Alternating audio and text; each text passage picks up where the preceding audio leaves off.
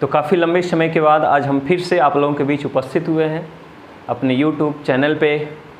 और बीच में एक्चुअली हम लाइव क्लासेस के थ्रू आप लोगों को पढ़ा रहे थे 12th वाले बच्चों को, लेकिन ये लाइव क्लासेस का फैसिलिटी अब हम 11th के बच्चों को भी शुरू करने जा रहे हैं। चूँकि ये लाइव क्लासेस हम अपने ऐप के थ्रू, हमने एक ऐप बनवाया है, उसी के थ्रू हम पढ़ा रहे हैं।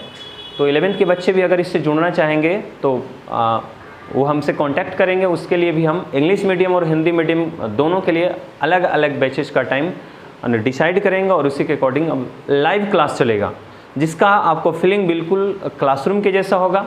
और किसी तरह का कोई डाउट होने पे लाइव क्लासेस में ही डिस्कशन होगा, या अगर नेटवर्क प्रॉब्लम हो जाने की वजह से आपको वो लेक्चर नहीं समझ में आया तो उसके लिए हमने बैकअप वीडियो बनाने का भी फैसला किया है। तो उसी का बैकअप चूँकि कुछ स्टूडेंट को कहीं कहीं प्रॉब्लम हो रहा था नेटवर्क में, तो वो चीज़ें लाइव में नहीं समझ में आई, उसको बीच में छूट गया। तो उसके लिए हमने आज बैकअप वीडियो तैयार कर रहा हूँ और इसी तरीके से इसका प्रत्येक टॉपिक वाइज करके हम पूरा बैकअप रखेंगे। किसी को अगर किसी तरह का कोई प्रॉब्लम होता है तो इस वीडियो को आप देख करके, जिनका लाइव छूट जाता वो इससे कंप्लीट करेंगे। तो चलिए हम शुरू करते हैं आज एक बहुत ही इंपॉर्टेंट टॉपिक इलेक्ट्रोकेमिस्ट्री का, जहाँ तक क्लास में पढ़ाने के बाद छूट गया है या जिनको समझ में नहीं आया है या जिनका नेटवर्क प्रॉब्लम हो जाने की वजह से वीडियो नहीं देख पाए हैं, वो यहाँ पे समझने का कोशिश करेंगे। बहुत ही ज़्यादा इम्पोर्टेंट एग्ज़ाम के दृष्टिकोण से, चाहे वो 12th का एग्ज़ाम हो, चाहे वो नीट का एग्ज़ाम हो, चाहे वो IIT या किसी भी अदर कॉम्पिटिटिव एग्ज़ाम हो, और ख़ास करके हम लोगों के डेली लाइफ से जुड़ा हुआ चीज़ है, इसलिए इसको समझना बहुत ज़रूरी है। हम बात कर रहे हैं एक बहुत ही इम्पोर्टेंट टॉपिक जिसका नाम है विद्युत रासायनिक सेल। तो बच्चों, आप लोग इस चैप्टर को, इस टॉपिक को अच्छे से समझने का कोशिश करेंगे। विद्युत रासायनिक सेल, जिसको हम लोग इलेक्ट्रोकेमिकल सेल भी बोलते हैं, इलेक्ट्रोकेमिकल सेल। नोट्स आप लोगों को दिया जा चुका है या है ना। इलेक्ट्रोकेमिकल सेल बहुत बहुत इम्पोर्टेंट, बहुत ही ये इम्पोर्टेंट है और इसको समझने का कोशिश कर रहे हैं। इसलिए इसको बोल रहे हैं कि बहुत ज़्यादा इम्पोर्टेंट है कि हम लोगों के लाइफ से जुड़ा हुआ चीज़ है। हम लोग अपने दैनिक जीवन में प्रत्येक दिन के दिनचर्या में जितने भी तरह के डिवाइसेस बैटरी के रूप में यूज़ कर रहे हैं, चाहे वो कोई भी चीज़ हो, मोबाइल हो, कंप्यूटर हो, या जितने भी डिजिटल चीज़ हम लोग देख रहे हैं, घर में जो इन्वर्टर वगैरह चला रहे हैं, सब कहीं ना कहीं बैटरी के हेल्प से ही चलता है।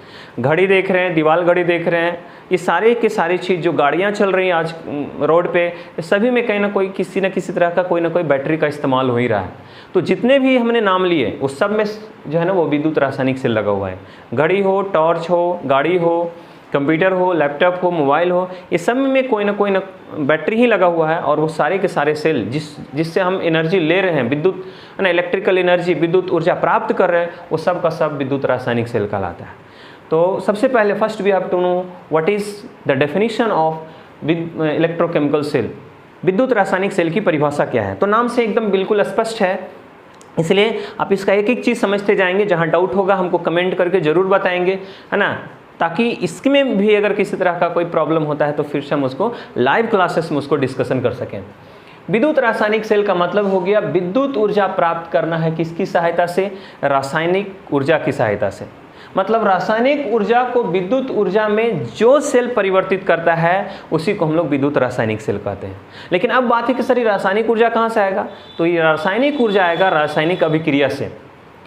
किसी भी बैटरी के अंदर जितने भी हम लोग विद्युत रासायनिक सेल देखते हैं, जो अभी हमने आपको बताया कि घड़ी का बैटरी है, टॉर्च का बैटरी है, या गाड़ियों में लगा हुआ जो बैटरी है, उस सारे बैटरी के अंदर कहीं ना कहीं कोई विद्युत रासायनिक अभिक्रिया होती है, रासायनिक अभिक्रिया होती है, केमिकल रिएक्शन। और वो रासायनिक अभिक्रिया स्पॉन्टेनियस होती है, मतलब स्वतः होती है, हम लोग करवाते नहीं हैं। और स्वतः होने वाली जो रासायनिक अभिक्रिया है, उस अभिक्रिया के तहत जो ऊर्जा निकलती है उसी को हम लोग रासायनिक ऊर्जा बोलते हैं। और इसी रासायनिक ऊर्जा को हम लोग किसी तरीके से अगर विद्युत ऊर्जा में बदल देते हैं तो वो सेल विद्युत रासायनिक सेल कहलाएगा। मतलब पहले रासायनिक अभिक्रिया हुआ, अभिक्रिया के दौरान जो ऊर्जा निकला उसको हमने रासायनिक ऊर्जा बोला, और उसी रासायनिक ऊर्जा को हम लोग किसी न किसी तरीके से डिवाइस बना करके अगर हम लोग विद्युत ऊर्जा में परिवर्तित कर देते हैं, करंट में कन्वर्ट कर देते हैं, तो इसी सेल को हम लोग विद्युत रासायनिक सेल के नाम से जानते हैं। सबसे बड़ा सवाल ये है कि किस, है ना, वैज्ञानिकों ने कैसे सोचा कि भाई रासायनिक ऊर्जा को विद्युत ऊर्जा में बदलना है? कौन सी ऐसी घटना देखी, किस तरह का इवेंट्स देखा कि आखिर उनके दिमाग में आया कि हमको इस जो एनर्जी बर्बाद हो रहा है, रिएक्शन जब होता है, उस रिएक्शन होने के बाद जो एनर्जी निकलता है वो तो वैसे ही बर्बाद हो रहा है, तो क्यों ना उस बर्बाद होने वाली एनर्जी को कहीं ना कहीं यूज करें हम लोग। और वही देखिए यूज किया विद्युत ऊर्जा के रूप में, और उसी विद्युत ऊर्जा के रूप से हम लोग बहुत सारे डिवाइसेस आज जितना भी डिजिटल की बात करते हैं, जहाँ भी डिजिटल वर्ड यूज होता है वो सब जगह कहीं ना कहीं कोई ना कोई सेल लगा हुआ है, चाहे वो छोटा से बड़ा सेल, जितने भी हम लोग सेल देखते हैं, है ना, बिना इलेक्ट्रिसिटी के कोई डिवाइस नहीं चल सकता है, और वो इलेक्ट्रिसिटी हम लोग को मिलता है कहाँ से, विद्युत रासायनिक सेल से। तो कौन सा इवेंट देखा, वैज्ञानिकों ने कौन सी ऐसी घटना देखी जिसके द्वारा इन्होंने कहा कि भाई ये रासायनिक ऊर्जा को हम विद्युत ऊर्जा में बदल सकते हैं। तो चलिए हम आपको एक घटना दिखाते हैं जिसके द्वारा वैज्ञानिकों ने सोचा कि इसी ऊर्जा को हम लोग को यूज़ करना। घटना था, उन्होंने क्या किया, एक एक्सपेरिमेंट किया कि एक बर्तन में कॉपर सल्फेट का सोल्यूशन लिया, है ना, कॉपर सल्फेट CuSO4 का विलयन लिया और जलीय विलयन लिया, एक्वस सॉल्यूशन।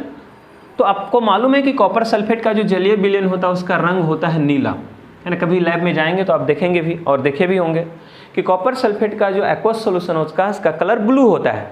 और उसमें क्या किया गया, एक जिंक का छड़ डुबा दिया गया। जिंक का छड़ याद रखना है, ये जिंक धातु का छड़ है, जिंक का छड़ डुबा दिया गया। और जिंक का छड़ डुबाने के बाद कई तरह का इस पर ऑब्जर्वेशन किया गया, है ना, इवेंट्स उनको पता चला। पहला चीज़ क्या देखा गया कि जैसे ही कॉपर सल्फेट के विलयन में जब जिंक का छड़ डाला जाता है तो कुछ देर के बाद देखते हैं क्या कि ये जो छड़ जब डाला गया तो ये छड़ धीरे धीरे जो है ना यहाँ पे पतला हो गया, इस तरह का हो गया, ऐसे लग रहा है कि जैसे गल रहा है। ये छड़ धीरे धीरे गलना शुरू हो गया और छड़ जो गल रहा था उसके चारों तरफ कोई पदार्थ इस तरीके से जमा हो रहा था ऐसे। तो देखिए कितने तरह का ऑब्जर्वेशन यहाँ पे आपको पता चलता है, 3-4 तरह का ऑब्जर्वेशन, 3-4 तरह का निरीक्षण किया गया वैज्ञानिकों के द्वारा, है ना। और कौन कौन सा ऑब्जर्वेशन देखा गया, तो पहला घटना क्या देखा गया कि जो जिंक का छड़ डाला गया ना वो जिंक का छड़ गल रहा है। और जब जिंक का छड़ गलेगा जी तो बताओ जितना द्रव्यमान, जितना उसका वजन पहले था क्या अब उतना वजन रहा, नहीं, इसका देखा गया कि भाई वजन घट गया है। पहले जितना वजन का हम इसमें रड डाले थे अब उतना वजन नहीं रहा। इसका मतलब पहला ऑब्जर्वेशन क्या था कि जिंक के छड़ का द्रव्यमान घटता है ना। तो इस तरीके का जो घटना देखा गया, इस घटना के बाद ही इस पर रिसर्च किया गया कि आखिर ये घटना ऐसा क्यों घट रहा है, और उसी से रिजल्ट निकाला गया और उसी रिजल्ट को फिर कन्वर्ट किया गया विद्युत रासायनिक सेल के रूप में। तो दूसरी घटना क्या देखी गई, पहला घटना तो भाई जिंक देख रहे थे गल रहा है, इसका मतलब इसका द्रव्यमान घट रहा है। दूसरी घटना देखी गई कि विलयन का जो नीला रंग है वो गायब हो रहा है, धीरे धीरे विलयन जो है ना वो कलरलेस, मतलब वो रंगहीन होता जा रहा है। तो दूसरी घटना देखी गई क्या कि विलयन रंगहीन हो जाता है। विलयन क्या हो जाता है, रंगहीन हो जाता है। देखिए दूसरा घटना। तीसरी घटना क्या देखी गई कि जो जिंक का जो छड़ था उसके चारों तरफ ये जो देख रहे हैं वो मटेरियल जो जमा हो रहा है ना, अवक्षेप के रूप में, उसका रंग लाल भूरे रंग का है। तो तीसरी घटना देखी गई कि लाल, ऐसे लिख देते हैं, जिंक की छड़ के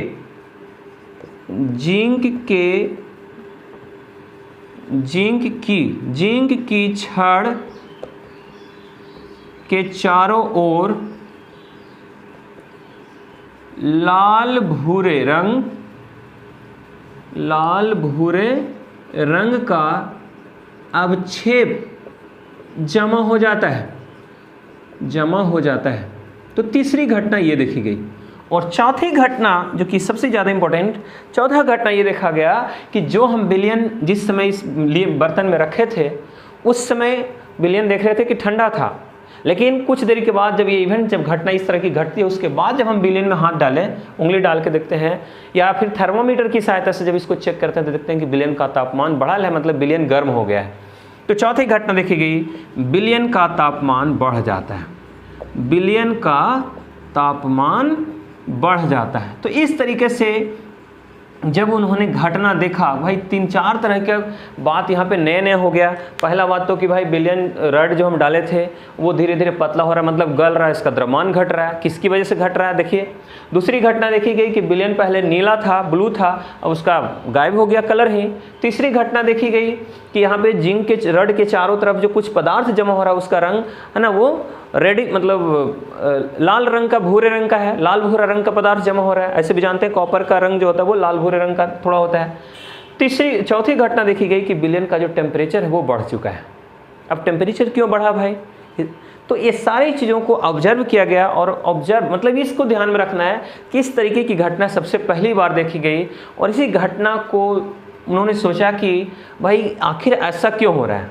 तो यहाँ पे हम मिटा रहे। अब इसमें से देखिए रिजल्ट क्या निकाला गया, क्या सोचा गया कि भाई ये 4 तरह की जो घटना देखी गई उससे दिमाग में वैज्ञानिकों को क्या आया। तो पहली बात वैज्ञानिकों के दिमाग में ये आया कि आखिर ये जो रड का द्रव्यमान घट रहा है जिंक रड का, इससे साफ पता चल रहा है कि रड जिंक जो है वो इस रड से निकल के विलयन में जा रहा है ना। जिंक जो है वो जिंक का परमाणु इस रड से निकल के आयन के रूप में विलयन में जा रहा है, क्योंकि जब भी जिंक जाएगा तो आयन के रूप में जाएगा, परमाणु के रूप में नहीं जाता है जी। कोई भी पदार्थ जब भी देखिए कॉपर सल्फेट है तो विलयन में copper plus plus SO4 minus minus ऐसे रहता है। तो ये चीज़ देखा गया कि जो जिंक का परमाणु है वो रड से निकल के कहीं ना कहीं विलयन में जा रहा है, जिसकी वजह से ही तो ये धीरे धीरे रड पतला होता जा रहा है, गलता जा रहा है। तो बताइए जी, जिंक से निकल के Zn++ कहाँ जा रहा है? विलयन में। तो पहले था Zn, अब हो गया Zn++। मतलब पहला चीज़ क्या देखा गया कि Zn से Zn++ में बदल रहा है। और हम जानते हैं कि Zn से Zn++ में कब बदलेगा? जब जिंक अपना 2 इलेक्ट्रॉन का त्याग करेगा।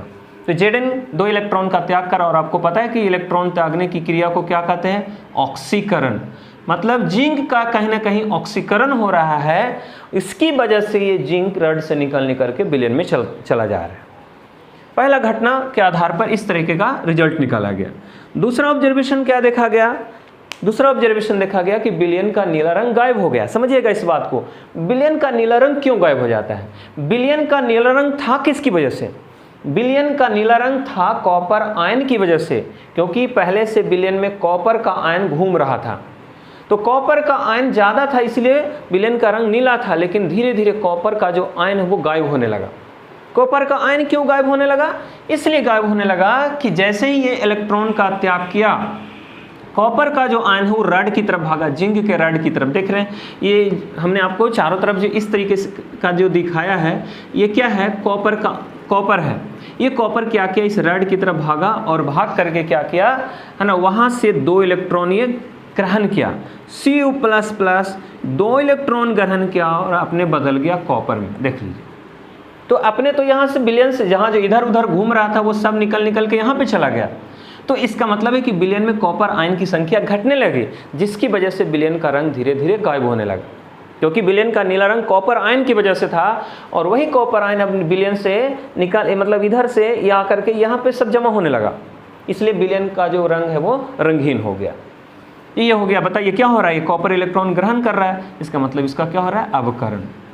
तो तीसरी घटना ही थी। तीसरी घटना देखा गया क्या कि भाई जिंक के रड के चारों तरफ एक लाल भूरे रंग का पदार्थ जमा हो रहा है, और वो लाल भूरे रंग का पदार्थ कौन था? कॉपर था, जो जिंक के पास में जाके जमा हो रहा था, इलेक्ट्रॉन ग्रहण कर करके वहीं पे जाके चिपक रहा था।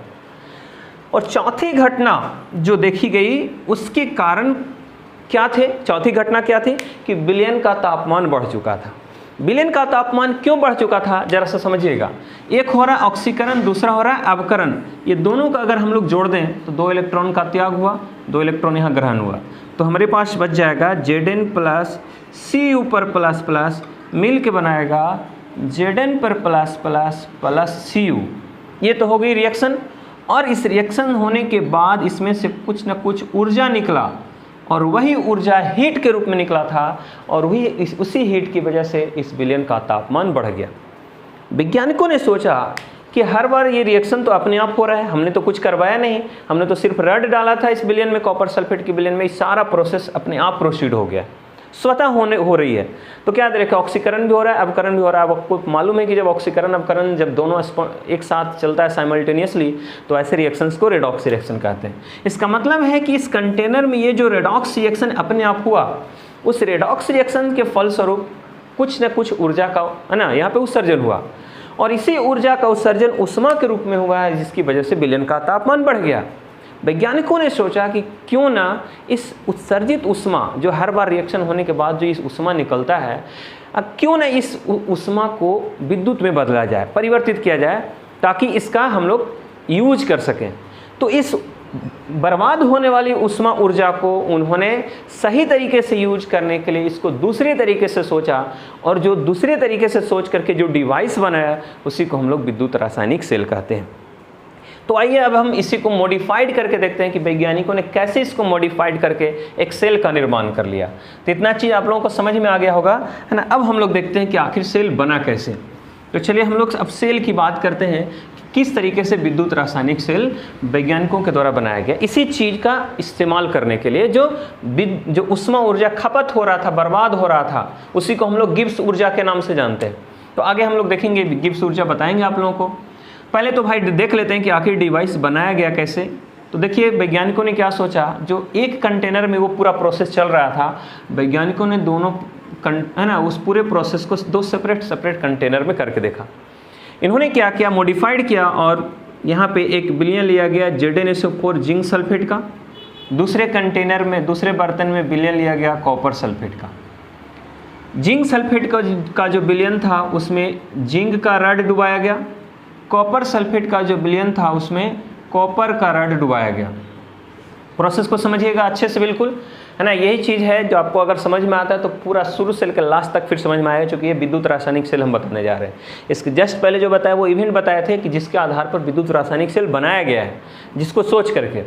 लेकिन यहाँ पे हम आपको विद्युत रासायनिक सेल का पूरा प्रोसीजर्स बताएंगे कि कैसे रासायनिक ऊर्जा को विद्युत ऊर्जा में कन्वर्ट किया जाता है। तो इस तरीके से ये जो छड़ हम लोग देख रहे हैं, ये है जिंक धातु का छड़, जिंक का छड़ है, यहाँ पे लिख देते हैं जिंक का छड़, उसी का कॉरस्पॉन्डिंग ले जाता है। कॉपर सल्फेट के विलयन में जो छड़ डुबाया गया है वो कॉपर का छड़ है, कॉपर का छड़ है, ये कॉपर का इलेक्ट्रोड है।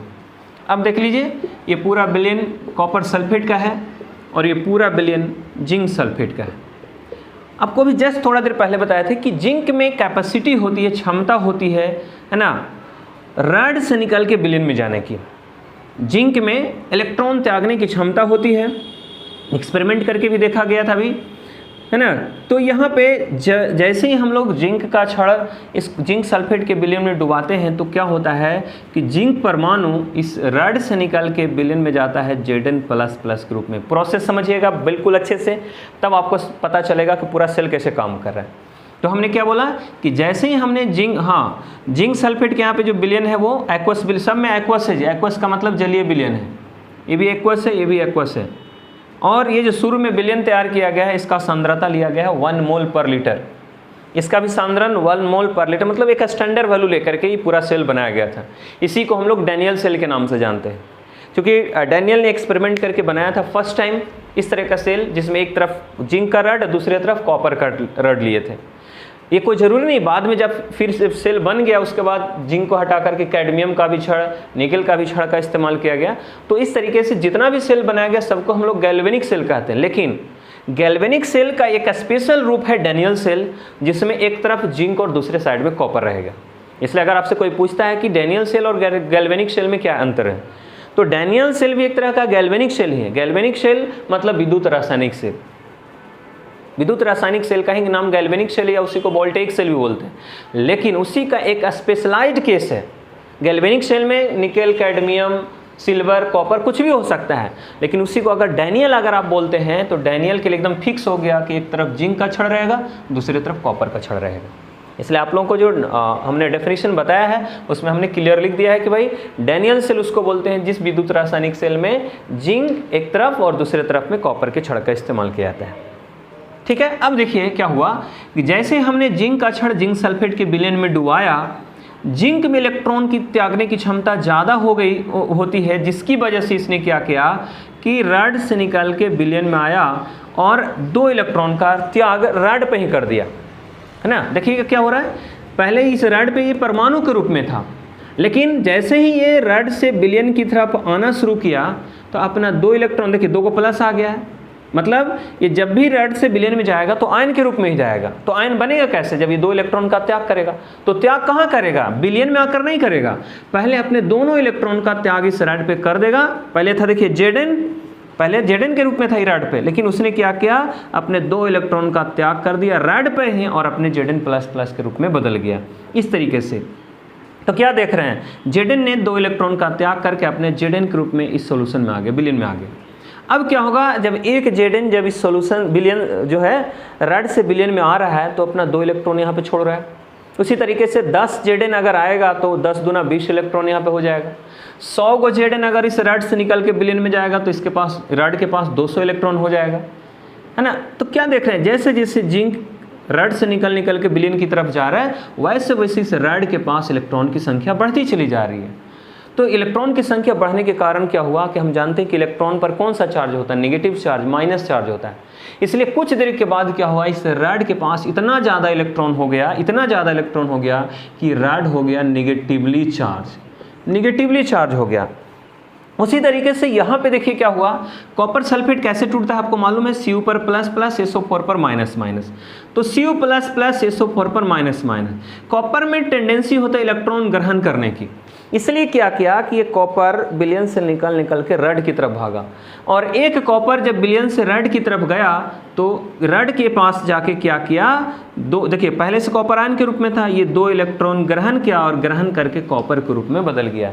इसका मतलब ये कॉपर जाके इस रेड से चिपक गया। अब जितना कॉपर आयन इस विलयन से निकल के रेड पे जाके चिपकेगा उतना 2 इलेक्ट्रॉन जो है वो हर बार लेगा। देखिए 2 इलेक्ट्रॉन, एक कॉपर 2 इलेक्ट्रॉन ले रहा है तब जाके एक कॉपर आयन में परमाणु में बदल रहा है। यानी कि एक कॉपर का आयन जब इस रेड की तरफ जा रहा है तो यहाँ से 2 इलेक्ट्रॉन रेड से ले रहा है। अब सोचिए, एक कॉपर जाता है तो 2 इलेक्ट्रॉन रेड से लेता है, 10 कॉपर जाएगा तो 20 इलेक्ट्रॉन रेड से लेगा। तो जब ऐसे करके बहुत सारा आयन जब इस विलयन से निकल के रेड पे जाएगा तो बहुत सारे इलेक्ट्रॉन को रेड से खींच लेगा, और जब बहुत सारा इलेक्ट्रॉन इस रेड से निकल जाएगा तो बताइए जी, जब किसी भी पदार्थ से जब इलेक्ट्रॉन निकल जाता है तो वो पदार्थ क्या हो जाता है, पॉजिटिवली चार्ज। इसका मतलब है कि रेड कुछ देर के बाद जो है ना ये पॉजिटिवली चार्ज हो गया, रेड पे पॉजिटिव चार्ज आ गया। अब बात समझेंगे, कुछ देर के बाद ये देखिए निगेटिवली चार्ज, मतलब इस पर ऋणायन हो गया उत्पन्न और इस पर धनायन उत्पन्न हो गया।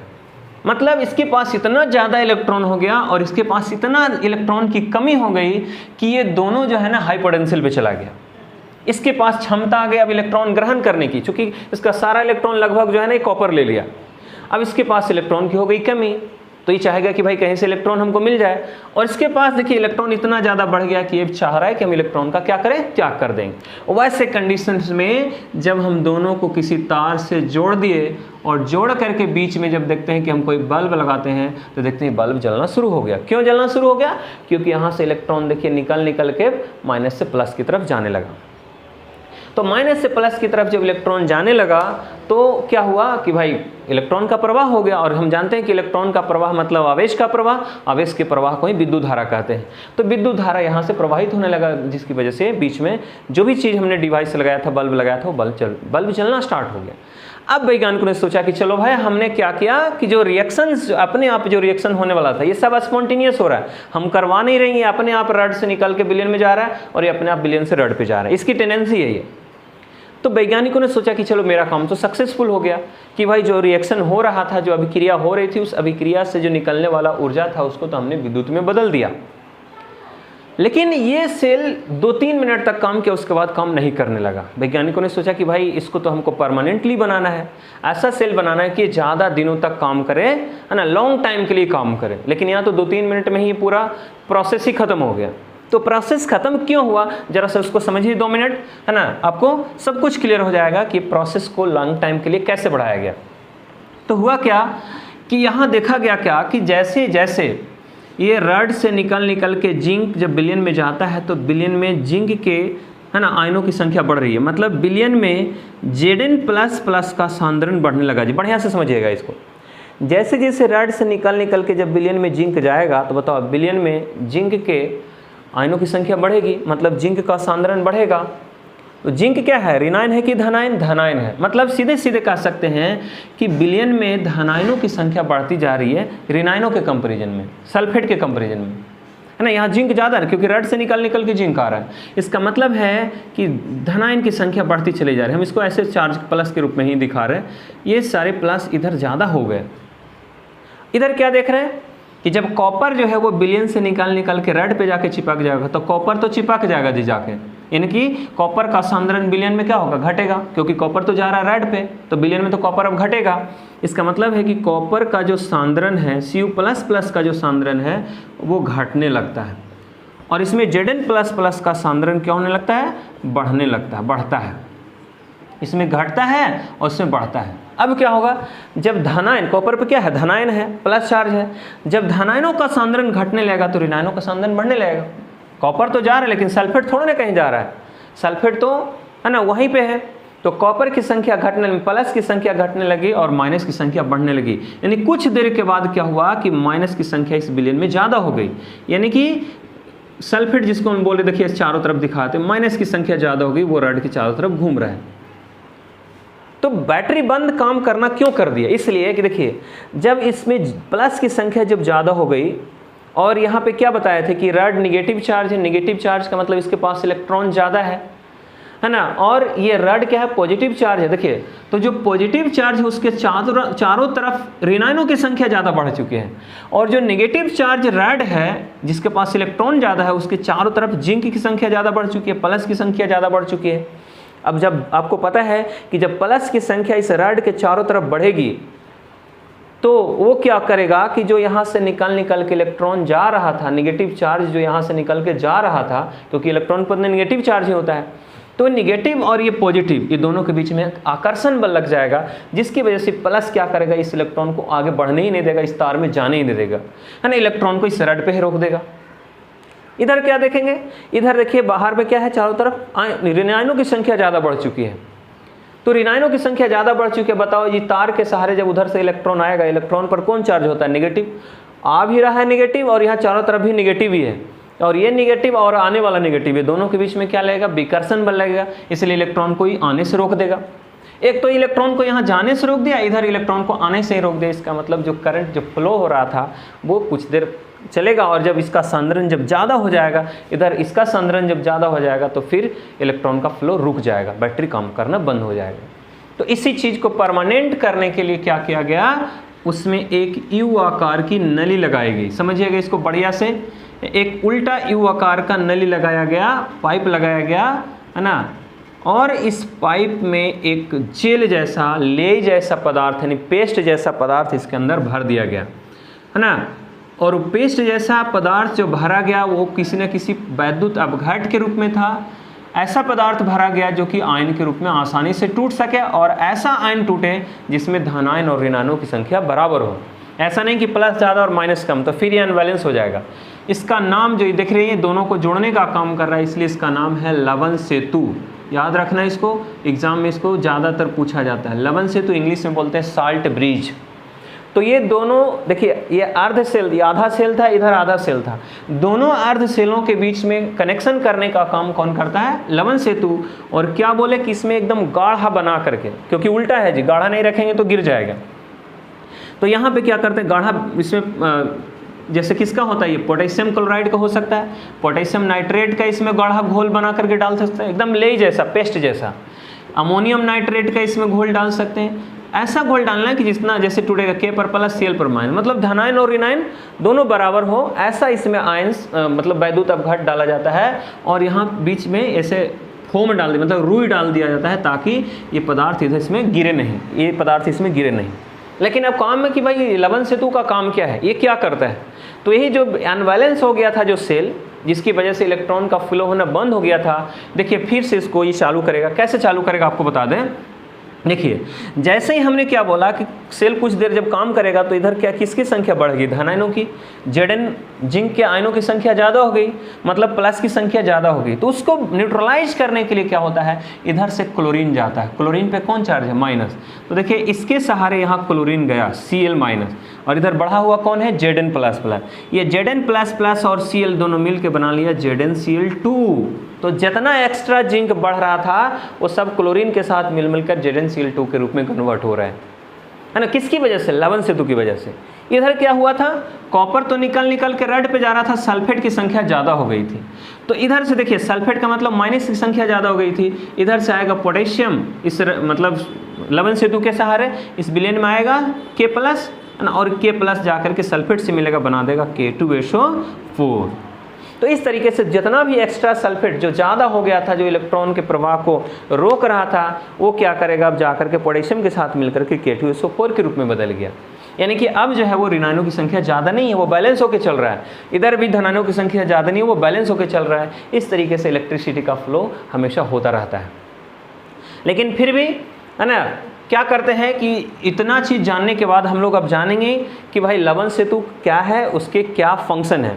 तो लवन सेतु आप देख रहे हैं, एक यू आकार की नली होती है ना, जिसमें एक ऐसा वैद्युत अपघट भरा जाता है जिसमें धनायनों और ऋणायनों की संख्या बराबर हो, और यह लवन सेतु दोनों अर्ध सेलों के बीच में विद्युत संपर्क बनाने का काम करता है। साथ ही साथ विद्युत उदासीनता को बरकरार रखता है। उदासीनता कहने का मतलब कि बैलेंस करने का काम करता है। जब प्लस और माइनस जो बढ़ गया था उसको मेंटेन करने का काम करता है, लेकिन दोनों विलयन को मिश्रित होने से भी बचाता है जी। ऐसा नहीं कि ऐसा पाइप है कि इधर वाला मिक्स हो जाए विलयन, कॉपर सल्फेट वाला जिंक सल्फेट में, जिंक सल्फेट वाला कॉपर सल्फेट में, ऐसा होने नहीं देता है। ये इसका काम सिर्फ है दोनों अर्ध सेलों के बीच में विद्युत संपर्क बना के रखना, दोनों अर्ध सेलों के बीच में जो विद्युतीय उदासीनता है उसको बरकरार रखना, लेकिन दोनों सेलों को मिश्रित होने से बचाना। ये हो गया लवन सेतु का कार्य। अब क्या देख रहे हैं कि ये जो जिंक का जो रड है उस पर कौन सा चार्ज आ गया है, नेगेटिव। आपको मालूम है कि विद्युत रासायनिक सेल में या कोई भी सेल हो, वैद्युत अपघटनी सेल में एनोड को हमेशा कौन साइड लिखते हैं, बाएं साइड। मतलब ये जो नेगेटिव चार्ज आया है उसको हम लोग एनोड के नाम से जानते हैं। यानी कि जिंक का जो रड है विद्युत रासायनिक सेल में कोची का काम करता है, एनोड का, और कॉपर का जो छड़ है ये काम करता है कैथोड का। तो आपको यहाँ एकदम क्लियर पता चल रहा होगा कि विद्युत रासायनिक सेल में एनोड होता है नेगेटिव चार्ज और कैथोड होता है पॉजिटिव चार्ज। जस्ट उसका उल्टा, वैद्युत अपघटनी सेल का जस्ट उल्टा है। दूसरी बात कि लवन सेतु के द्वारा, अब इस बात का भी बिल्कुल ध्यान देंगे, ऑब्जेक्टिव में इसको एग्जाम में पूछा जाता है कि लवन सेतु के द्वारा किसका फ्लो हो रहा है, बताओ, इलेक्ट्रॉन का फ्लो हो रहा है कि आयन का।